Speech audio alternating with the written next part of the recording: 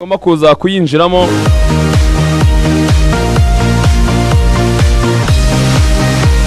ni abakinnyi ngomba kuza kwinjira muri ekipe, ni abakinnyi nanone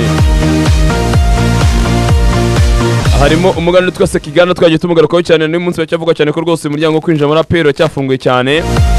Ikindi nuko ubuyobozi bwa APR bwashyize umucyo ku bya Muhirekepe byavugwaga. Muhirekepe muri APR birasa n'ibidashoboka, ntabwo gahunda ihari nk'uko ubuyobozi bwa APR bwabigarutseho. Kumuzana ntabwo bishoboka, biragoye cyane. Nicyo kintu cyari kuri APR. Ikindi nkwiye kukubwira ni kumwe witwa Tansele Mosengo tuciki cyangwa se tukike wamaze gusesa amasezerano n'ikipe ya Kiyovu Sport. Uyu muhungu rero w'umukongomani witwa Tansele Mosengo yamaze gusesa amasezerano na Kiyovu Sport nyuma y'ubwumvikane bw'impande zombi. Uyu mukinnyi rero wahuye n'ibibazo by'ubukungu cyane, utarishyuye amezi 3 muri ikipe ya Kiyovu Sport ndetse ntanahabwe na signing on fee, byose bigenda bikagera kuri miliyoni 6,700,000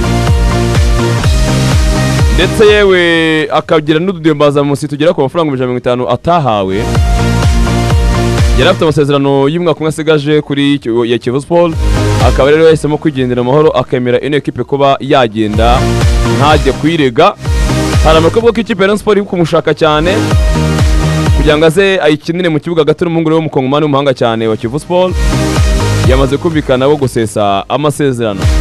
Ubwo ni inkuru yo gukomeza gukurikirana cyane tukareba ese nyuma yo gusesa amasezerano ni iki kiza kuza kujya mbere. Ikipe ya Sport nyuma y'uko benshi mu bakinnyi basaza amasezerano batazongerwa, rero iri kuvuga ko abakinnyi benshi batandukanye igomba kuza kwinjizamo hatagize igihinduka. Bari umuhungu witwa Obed Umukiza, uyu muhungu ikipe ya Mukura Victory Sport, Rayon Sport igomba kurwana n'ikipe ya APR, baramushaka cyane. Uyu muhungu rero ukina korana rw'iburyo inyuma, bade wanagize muri ekipe ya Muhazi. Biravuga ko umutoza witwa Roti Afamia wa Rayon Sport kujya kano kanya babanye muri ekipe ya Mukura, arashaka kumusimbuza Ombarenga Fitina uri buze kuza gusohoka, ndetse na Arsene Mogo wasoje amasezerano bagomba kumusimbuza. Urumva rero bagomba guhangana n'ikipe ariko na APR nayo iramukeneye cyane. Indi transfer ari kuvuga ni umusore witwa Joseph Saki. Uyu mungu akina ikipe ya Muhazi United. Hari amakuru avuga ko ikipe ya Police, ikipe ya Mukura n'ikipe ya Rayon Sport zombi uko ari eshatu zirashaka no kapiteni ikipe ya Muhazi ukina mu kibuga gatenga nimero 6.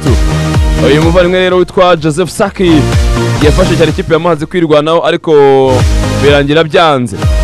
Yatsinze ibitego 4 kandi mu kintu ukina mu kibuga hagati muri no sezo. Uyu mungu munyagana rero aya makipe aramushaka cyane, ese ndizamutwara ni gukomeza kwikurikirana cyane. Ikindi ni transfer iri kuvuga cyane ni umusore witwa Niyonzima Olivier Sefe. Uyu mungu rero wakinaga Rayon Sport ufite amasezerano y'umwaka umwe akaba yaramaze kurangira. Ikipe ya Rayon Sport ntabwo izamwongerera. Hari amakuru ko ikipe ya AS de Kigali iri tayari kuba yakongera kugarura uyu muvandimwe wayibayemo mu myaka 2 itambutse kuva 2020 kugeza 2023. Biravugwa cyane. Rutahizamu top scorer wa shampiyona y'u Rwanda mwaka utambutse w'imikino witwa Umar Aba Bugesera. Uyu mungu amaze gusoza amasezerano muri ekipe ya Bugesera. Uyu munsi amakipe amushaka na 3 akomeye yaha mu Rwanda. Ikipe ya Rayon Sport iramushaka, ikipe ya Police iramushaka, ikipe ya AS de Kigali iramushaka. Uyu rutahizamu umunyanigeria rero watsinze ibitego 17 muri no sezo araza kuza kwerekeza he na hari agafaranga. Ni inkuru yokomeza kwicana cyane. Hanyuma Chiza Selafe, uyu nawe ni rutahizamu amagaju, aravuga muri AS de Kigali akavuga no muri ekipe ya Rayon Sport. Uyu rutahizamu rero w'umukongomani watsinze ibitego 11 muri no sezo yagize performance y'agatangaza cyane. Agomba kugira gute? Agomba gusohoka amagaju tukareba hazerekeza. Rayon Sport igomba kumutwara hatagize igihinduka.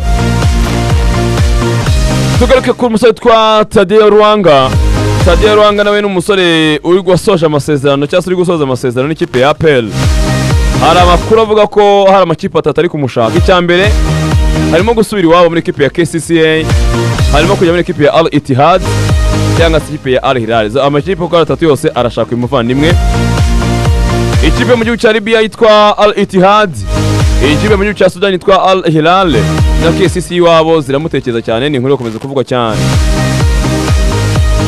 Hanyuma kandi witwa Mbateng Mensa n'umusore ukina ikipe ya Mukura mu kibuga hagati, uretse kuba Mukura mu agaciro ka miliyoni 50 mu manyarwanda. ko ikipe yose yamwifuza bivuga ko ikipe ya Rayon Sport yamushakaga cyane kugira ngo aze mu kibuga hagati. Uyu muhungu udafite miliyoni 50 biraza kuza kugorana keza kuza kumubona. Hano kandi transfer ngiye gusorezaho ni y'umutoza. Umutoza witwa Ruremesha Emmanuel, ikipe ya Muhazi United iramushaka, amini ikipe ya Gicumbi iramushaka. Asanzwe umutoza wa Muhazi, birivuga cyane ko Gicumbi rero igomba kumubona byanga bikunda nyuma yo kuzamuka mu cyiciro cya mbere, akaba yaza kuza kwifasha.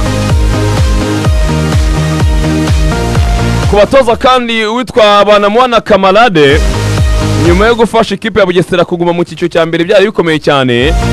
Uyu munsi amakipe ari kumushaka renzi imwe, amakipe ari kumushaka renzi imwe. Iyi Bugesera ishaka kumugumana, ikipe ya AS Muhanga amaze kwinjiramo, akazi kakomeye cyane ku batoza hano hanze. Amakipe arabashaka hasi hejuru. Aya makipe yombi uko ari abiri ari gutekereza kuri uyu muvandimwe. Ngaye nguko reka mbashimira cyane mwakoze kubana nanjye muri kino kiganiro cyo kuri uyu munsi, nibwo ko cyabaryoheye cyane. Ndabifuza gukomeza kugira byiza cyane, ndabifuza gukomeza kuryoherwa na gahunda zanyu zose mwateguye kuri uyu munsi. Nyagasani wo mwijoro aze kuza kuzibamo, muze kuza guhirwa n'ibyo muri buze kuza kujyamo byose. Ubundi Imana ibane namwe, Imana ibarinde. Ngiye turasubira mu kumugoroba mu kiganiro 10 zone. Nitwa Eri Baryinyonza. Bifuje gukomeza kuryoherwa na gahunda Radio 10 yabateguriye. Mu kanya n'ikiganiro Zinduka.